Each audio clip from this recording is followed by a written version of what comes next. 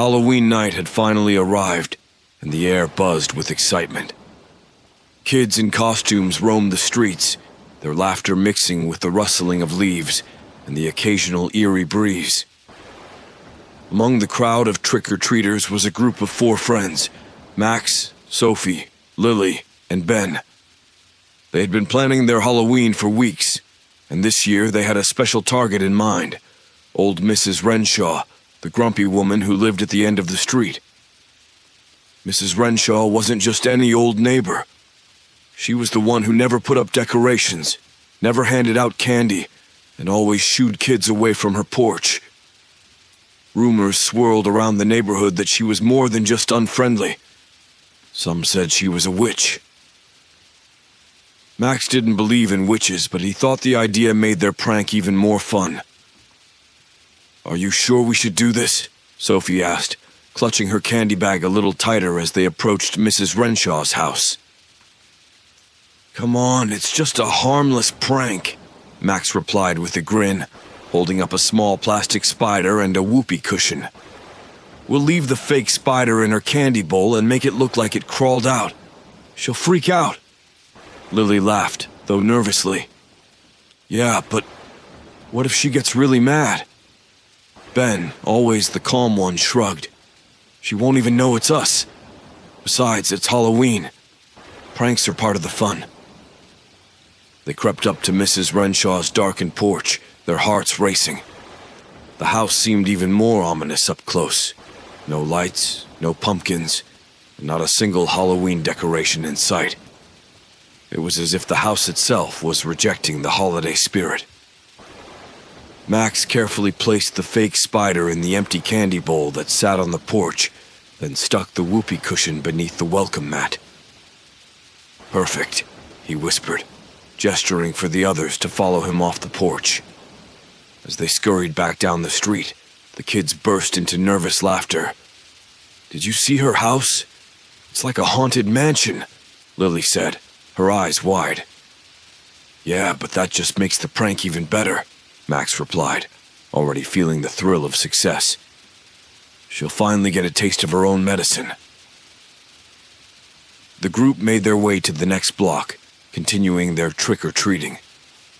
For the next hour, everything was normal. They collected candy from the brightly lit houses, laughing and joking as they went. But as they returned home, something strange happened. Max was the first to notice. As they reached the park near their neighborhood, he felt his candy bag jerk, as if something inside it had moved. "Hey, did anyone else feel that?" he asked, frowning as he opened his bag to investigate. Sophie, Lily, and Ben exchanged puzzled glances, but shook their heads. "Feel what?" Ben asked, peering into Max's bag. Before Max could answer, something wriggled inside his bag again, causing him to drop it in surprise. The bag hit the ground and a candy bar tumbled out, except this wasn't just any candy bar. It was moving. The chocolate bar unwrapped itself slowly, the wrapper curling back as if pulled by invisible hands.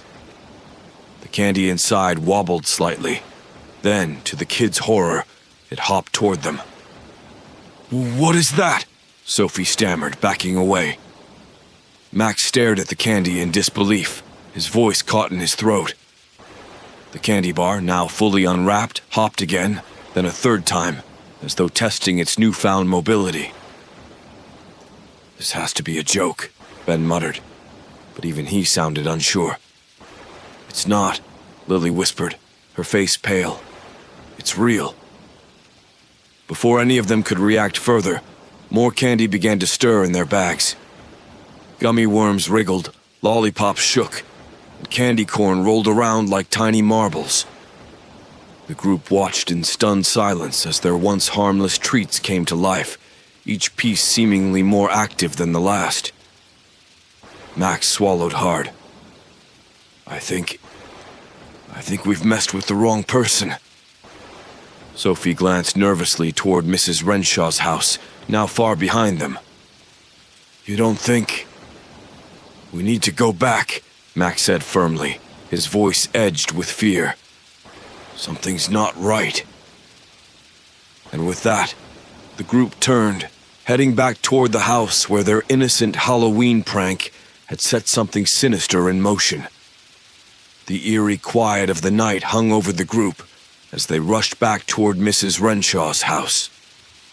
The candy in their bags continued to shift and squirm, making it harder to ignore the unsettling feeling growing inside them.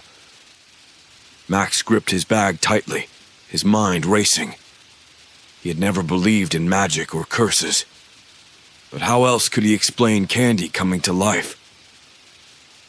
"We need to figure out what's going on," Lily said, her voice trembling as she glanced down at the gummy worms wiggling in her candy bag. "This isn't normal. This can't be happening." "I don't like this at all," Sophie whispered. What if it gets worse?" Ben, usually the calm one, stayed silent as they neared Mrs. Renshaw's house. His eyes darted nervously from his bag to the shadowy street around them, clearly on edge. "We should have never pulled that prank," he finally said. "It's like she cursed us or something." When they reached the old house again, it looked just as dark and uninviting as before. No lights, no signs of life. The only difference was the growing sense of dread now gnawing at them. Max stared at the empty porch, the candy bowl still sitting there untouched, as if their prank had never happened. "We have to go up there," Max said, trying to steady his nerves. "Maybe if we apologize, she'll..." But before he could finish, a loud rustling sound came from their bags. The group froze, watching in horror as the candy seemed to grow even more animated. One by one, the pieces began climbing out of the bags, crawling and hopping across the ground. A particularly large chocolate bar tumbled out of Max's bag, wobbling across the pavement before sitting upright on its edge. It spun in a slow, menacing circle before stopping to face them. At least it seemed like it was facing them, even though it had no eyes. It was unnerving enough to make them all take a step back. "This is so wrong," Lily muttered under her breath, unable to take her eyes off the candy as more and more pieces joined the bizarre parade. Sophie's voice was barely above a whisper. "They're coming to life." As if in response to her words, the candy began to organize itself in a strange, coordinated way. The chocolate bars lined up like soldiers, the gummy worms wriggled together in unison, and the candy corn stacked itself into neat, tiny towers. It was as if the candy had a plan, and they weren't part of it. Max swallowed hard. "I think we're in trouble." Suddenly the candy began to march, or hop, or slither, toward the street, away from Mrs. Renshaw's house, and toward the heart of the neighborhood. The group stared, frozen in place, as their Halloween treats abandoned them. "We need to stop them," Ben said, finally snapping into action. "Who knows what they're planning to do?" Max nodded, but there was hesitation in his movements. How were they supposed to stop living candy? It sounded ridiculous. Yet here they were, watching their sweets crawl into the night like they had minds of their own. "They're heading toward the other houses," Sophie said, her voice filled with panic. "What if they try to hurt someone?" "They're just candy," Lily reasoned, though she didn't sound convinced. "What can they really do?" Max grimaced. "After everything we've seen tonight, do you really want to find out?" Without another word, the group began to follow the candy down the street, keeping their distance as they watched in disbelief. As they reached the next block, they saw what the candy was headed for. Other kids, trick-or-treaters just like them, completely unaware of the candy's strange new abilities. Max's heart raced as he realized the danger. The candy was targeting them too. "We have to warn them!" he shouted, breaking into a run. The others followed, their footsteps echoing against the quiet street. But they were too late. Just as they reached the first group of kids, The candy had already begun its strange invasion. Chocolate bars and gummy bears leaped from the ground, launching themselves into the kids' candy bags, twisting and turning like tiny monsters. The kids screamed, dropping their bags in terror as the living candy swarmed around them. Max, Sophie, Ben, and Lily could only watch as chaos erupted. "This is all our fault," Lily whispered, tears in her eyes. "We need to do something." Max clenched his fists. "We will. But first, we need to figure out how to stop this before it spreads any further." And with that, the group turned back toward Mrs. Renshaw's house. If anyone had the answers, it was her. Max, Sophie, Ben, and Lily raced back toward Mrs. Renshaw's house, their hearts pounding with fear and guilt. The chaos they had witnessed, candy attacking innocent trick-or-treaters, was more than any of them had ever imagined possible. What had started as a harmless prank was spiraling into something far more dangerous, and they knew the key to stopping it lay with the old woman they had tricked. As they approached Mrs. Renshaw's house, the air seemed colder, thicker with an unnatural tension. The house loomed ahead, dark and foreboding. The porch, where they had left the fake spider, now seemed like the threshold to something much more sinister. The candy bowl was still there, untouched, but now it felt like a trap, just like the prank they had set. "Do we just knock on the door?" Sophie asked, her voice barely audible. Max shook his head. "I don't know. I think we need to explain what happened and hope she'll help us." "But what if she's behind this?" Lily added, looking toward the darkened windows. "What if she did curse us?" "We don't have a choice," Ben said, his voice steady despite the fear in his eyes. "If we don't stop this, more kids are going to get hurt." They approached the porch cautiously, and Max was the first to reach for the door. His hand trembled as he knocked, 3 soft taps that echoed unnervingly in the stillness. For a moment there was nothing but silence. Then, the door creaked open, revealing Mrs. Renshaw standing in the doorway, her expression unreadable. "What do you want?" she asked, her voice low and gravelly. Max swallowed, feeling the weight of the moment. We need your help." Mrs. Renshaw's gaze narrowed, her eyes flicking between the group. "Help?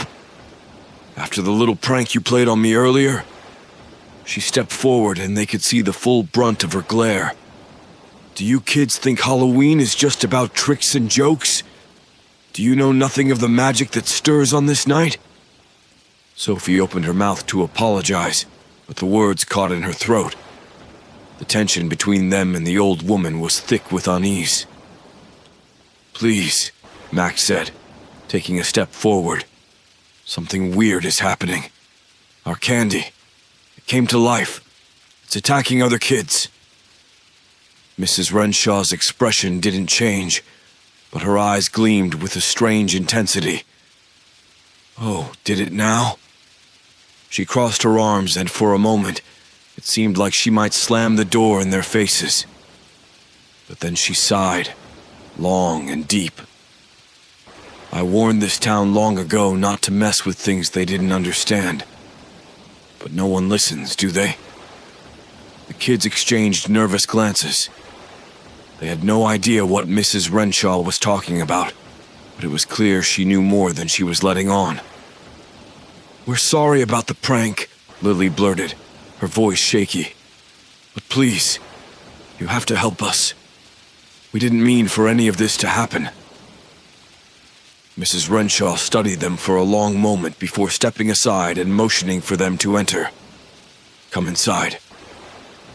Hesitantly, they followed her into the dark, musty interior of the house. It was exactly as they had imagined, dimly lit by a single flickering candle, with strange objects and old books scattered on every surface. The air smelled faintly of herbs and something unfamiliar, something ancient. Mrs. Renshaw led them into a small living room and gestured for them to sit. "The candy you took, it wasn't ordinary. It was cursed." Max felt a chill run down his spine. "Cursed?" Mrs. Renshaw nodded. "On Halloween, there are certain rules you do not break, certain forces you do not challenge. The candy I leave out is never meant to be taken lightly. By tampering with it, you unleashed a magic you cannot control." Sophie's eyes widened. "We didn't know." "No," Mrs. Renshaw interrupted, her voice sharp. "You didn't. But now you've set the curse in motion." Ben leaned forward, his face pale. "How do we stop it?" The old woman gave him a long, thoughtful look. "There is a way, but it won't be easy. The candy will grow more dangerous as the night goes on. If you don't stop it by midnight, the curse will become permanent, and the candy will continue its reign of terror." Max's stomach turned. Midnight was only a few hours away. "What do we have to do?" Lily asked, her voice trembling. Mrs. Renshaw stood, moving toward a cabinet filled with strange trinkets. She pulled out a small, glowing vial and handed it to Max. "You must gather all the cursed candy and return it here. Only then can the spell be broken." Max stared at the vial, feeling the weight of responsibility settle over him. The task ahead was daunting, but they had no choice. "We'll do it," he said, his voice firm. "We'll stop this." Mrs. Renshaw's eyes softened, just for a moment. "Be quick. And remember, Halloween magic is tricky. The candy won't go down without a fight." With the vial of glowing liquid tucked safely in Max's pocket, the group of friends left Mrs. Renshaw's house and hurried back into the cold Halloween night. The streets, once filled with laughter and costumes, were eerily quiet now, as if the entire neighborhood was holding its breath. The only sound was the occasional rustling of leaves, and somewhere in the distance, the faint scurrying of living candy making its rounds. Max led the way, determination in his every step. "We need to split up," he said, glancing back at the others. "If we don't collect all the cursed candy in time, who knows what will happen?" Ben nodded. "Right. We should each go to a different part of the neighborhood and start gathering. We meet back here in an hour." Sophie, though clearly frightened, agreed. "But be careful. The candy's already attacked people. Who knows how much stronger it's gotten?" "I'll take the park," Lily offered, her voice steadier than expected. "The kids there had a lot of candy. If it's alive, it'll probably be causing trouble." Ben adjusted his mask and pointed toward the houses down the street. "I'll head toward the cul-de-sac. There were a ton of trick-or-treaters there earlier." "I'll check the school," Sophie added. "A bunch of kids were having a Halloween party there tonight. They'll have loads of candy." Max nodded. "I'll go through the main street. Let's gather as much of the cursed candy as we can and meet back at Mrs. Renshaw's." With their plan in place, the group scattered in different directions, their candy bags ready to gather the living sweets they had accidentally unleashed. Max moved swiftly through the main street, his eyes darting from house to house. The streets were unnervingly empty now, as if everyone had gone inside, unaware of the chaos about to erupt. But Max knew better. The candy was out there, and it was growing more dangerous by the minute. He didn't have to wait long to find his first batch of trouble. A few blocks down, he spotted a cluster of candy bars rolling down the sidewalk like tiny, aggressive bulldozers. They smashed into pumpkins, knocked over garden decorations, and seemed to be on the hunt for more trouble. Max grimaced, pulling out the glowing vial. "All right, time to gather you up." He sprinted toward the rogue candy, trying to scoop them into his bag, but the sweets were faster than they looked. The candy bars dodged and darted, hopping onto porches and scurrying under fences. Max chased after them, frustrated. Every time he reached out, they slipped away as if they knew exactly what he was trying to do. "Come on," Max muttered, narrowly avoiding a flying gummy bear that launched itself at his face. He swiped at the candies again, finally managing to grab a few and toss them into his bag. But it wasn't enough. There were still dozens more running wild. Meanwhile, on the other side of town, Lily was having a similar experience at the park. The candy there had transformed into something far more menacing. Gummy worms twisted together to form long, snake-like creatures, and lollipops had turned into spinning, whirling dervishes that knocked over anything in their path. She could barely keep up with the chaos as she chased the living candy around the playground. "This is impossible," Lily cried, dodging a flying chocolate bar. But she wasn't giving up. With a burst of determination, she lunged at a pile of marshmallows that had banded together like a tiny, sticky army. She shoved them into her bag, grimacing as they wriggled around like they were trying to escape. At the cul-de-sac, Ben was frantically gathering armfuls of candy that had somehow taken on even weirder forms. Jawbreakers rolled down the street with incredible speed, smashing into mailboxes and knocking over trash cans. And Sophie, over at the school, had her hands full as candy canes whipped through the air like tiny, vicious spears. As the minutes ticked by, the group realized just how powerful the candy had become. What had started as small, mischievous treats had turned into something much more dangerous. And the longer they waited, the more it seemed the candy was fighting back.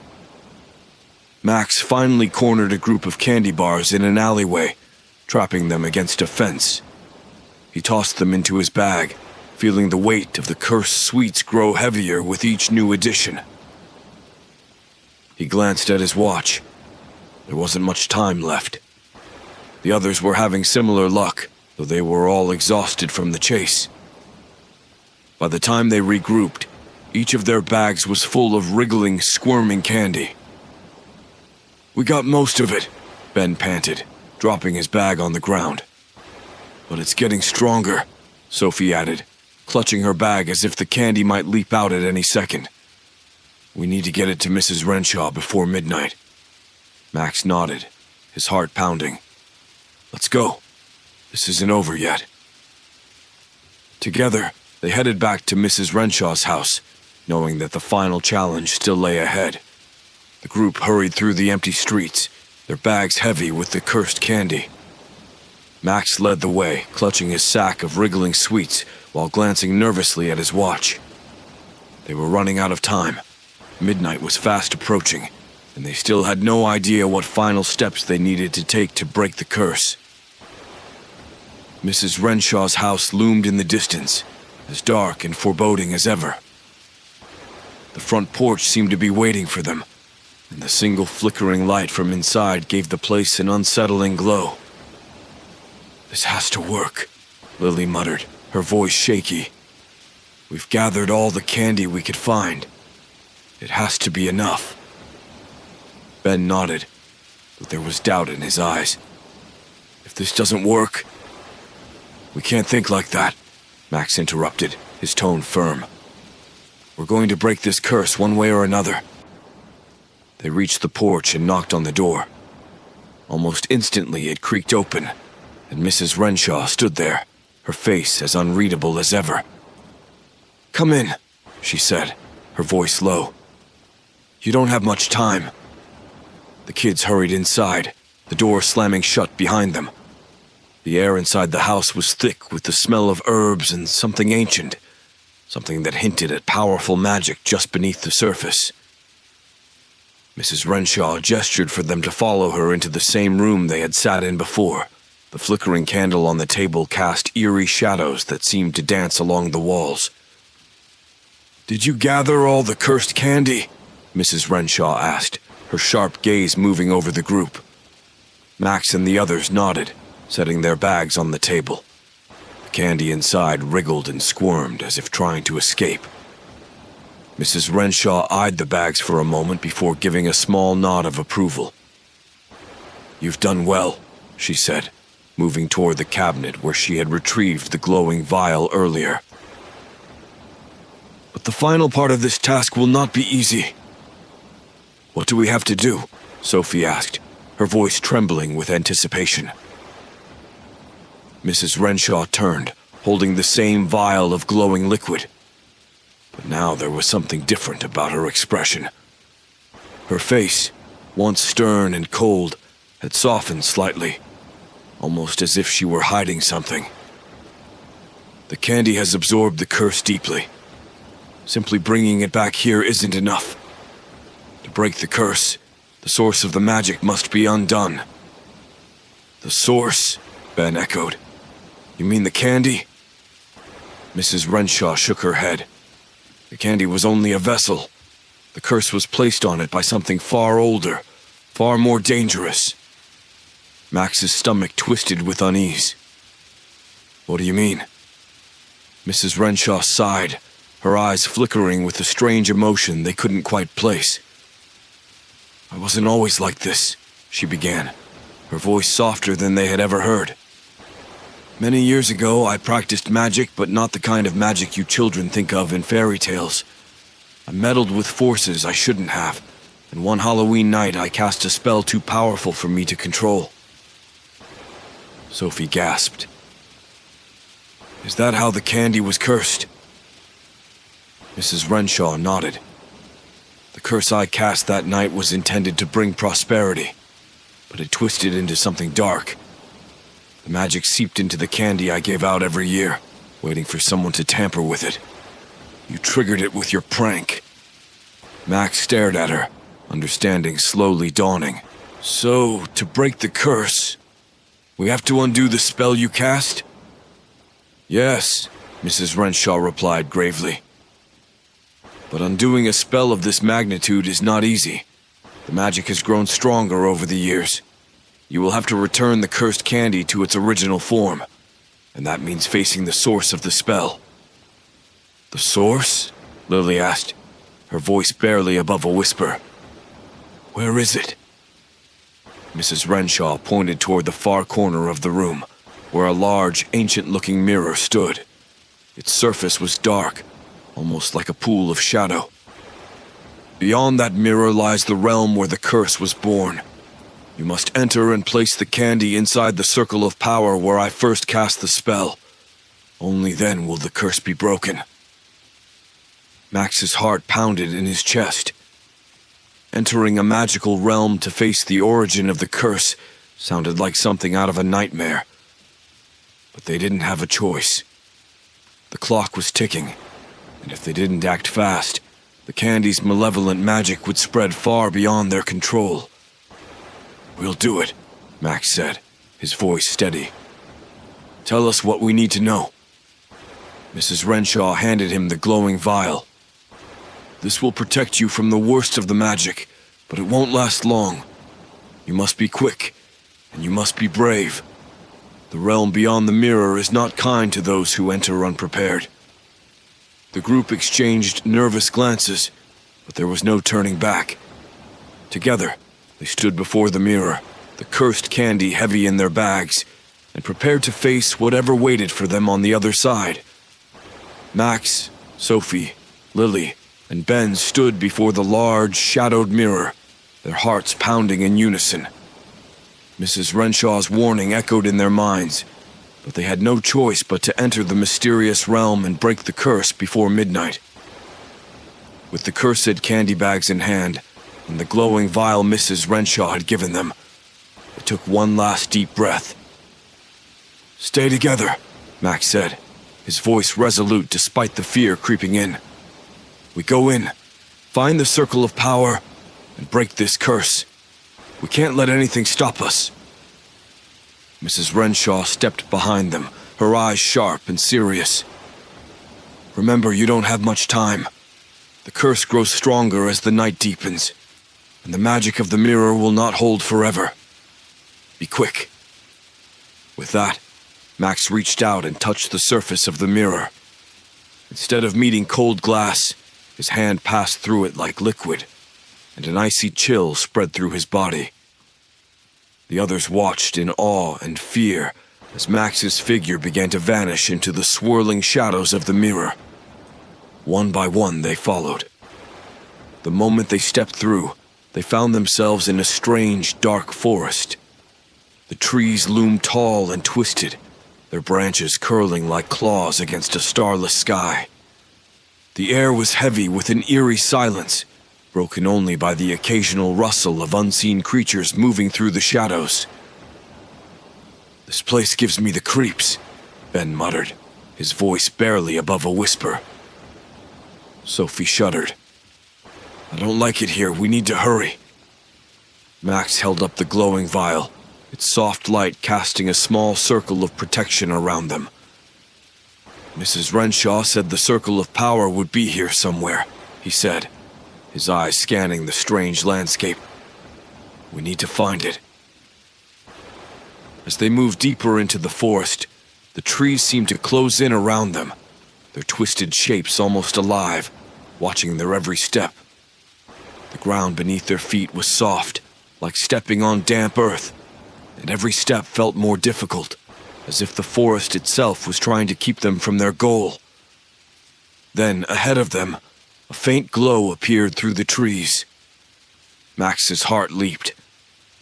"That must be it," he said, breaking into a run. The others followed, their footsteps quickening as they neared the light. Finally, they emerged into a small clearing. At the center of the clearing was a stone circle, glowing faintly with an ancient, eerie light. Strange symbols were etched into the stones, and at the center of the circle was a small pedestal, where the cursed candy was meant to be placed. "We made it!" Lily breathed, her eyes wide as she stared at the circle. "That's where the spell was cast." Max nodded, stepping forward with his bag of candy. "Let's get this over with." As they approached the circle, however, the ground began to tremble beneath their feet. The air grew colder, and a low, menacing growl echoed from the forest behind them. "What was that?" Sophie whispered, turning her head to look behind her. Before anyone could answer, the ground in the clearing split open, and dark, shadowy figures began to rise from the earth. They were twisted shapes, barely human, with glowing eyes and jagged, ghostly forms. The cursed magic of the candy had given them life, and now they stood between the kids and the circle of power. Max's heart raced as the shadowy figures closed in. "We need to get past them!" he shouted. "Hurry!" Lily, Ben, and Sophie didn't need to be told twice. They rushed toward the circle, dodging the shadowy figures as they reached out with long, clawed fingers. Max held up the vial, its light flaring brightly and forcing the shadows back just long enough for them to reach the pedestal. "No!" Max yelled, throwing the cursed candy onto the pedestal. The others followed suit, dumping their bags of writhing, cursed candy onto the pedestal as quickly as they could. The candy hissed and writhed, reacting violently to the glowing symbols on the stones. For a moment, it looked as though the candy might fight back, as if the curse would not allow itself to be undone. But then, the circle of power flared with brilliant light. The symbols on the stones glowed brighter, and the cursed candy began to melt, dissolving into nothingness as the ancient magic unraveled. The shadowy figures recoiled, their forms flickering and fading as the curse was lifted. The air grew still, and the darkness around them began to recede. Max watched in awe as the candy vanished completely, leaving nothing but the faint glow of the circle behind. The spell was broken. "We did it," Sophie whispered, her voice filled with relief. "It's over." Max nodded, feeling the weight of the night finally lifting from his shoulders. "Let's get out of here." As they turned to leave the forest, the shadows parted, revealing the way back to the mirror. They stepped through the portal, emerging back into Mrs. Renshaw's living room, where the old woman stood waiting. She smiled, a rare and fleeting expression. You did well. Max nodded, his heart still pounding from the ordeal. The curse is broken. Mrs. Renshaw gave a solemn nod. Yes, the candy's curse is undone. You have done what I could not, and for that, I am grateful. The kids exchanged relieved glances. They had faced their fears, battled cursed candy, and lifted an ancient curse, all before midnight. And as they stepped back out into the cold Halloween night, they couldn't help but feel a new sense of respect for the strange and mysterious magic that had nearly overtaken them.